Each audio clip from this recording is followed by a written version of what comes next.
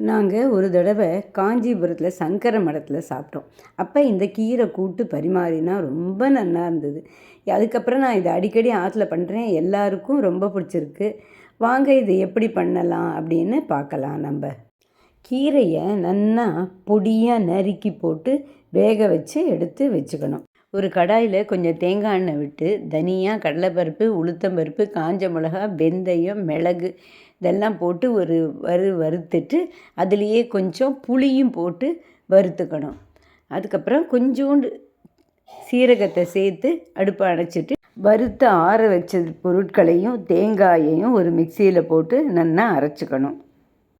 வெந்த கீரையில் வேக வச்ச பயத்தம்பருப்பு, அதுக்கப்புறம் நாம் அரைச்சி வச்ச விழுதையும் சேர்க்கணும்.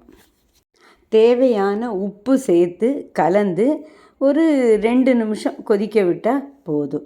கடாயில் கொஞ்சம் தேங்காய் எண்ணெய் விட்டு கடுகு, உளுத்தம்பருப்பு, கொஞ்சோண்டு காஞ்ச மிளகா, கொஞ்சம் சீரகம் போட்டு தாளிக்கணும்.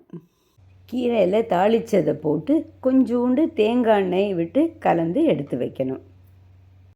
இந்த கீரைக்கு பெஸ்ட்டு காம்பினேஷன் வாழைத்தண்டு தயிர் பச்சடி. நீங்களும் செஞ்சு பாருங்கோ, நல்லா இருக்கும்.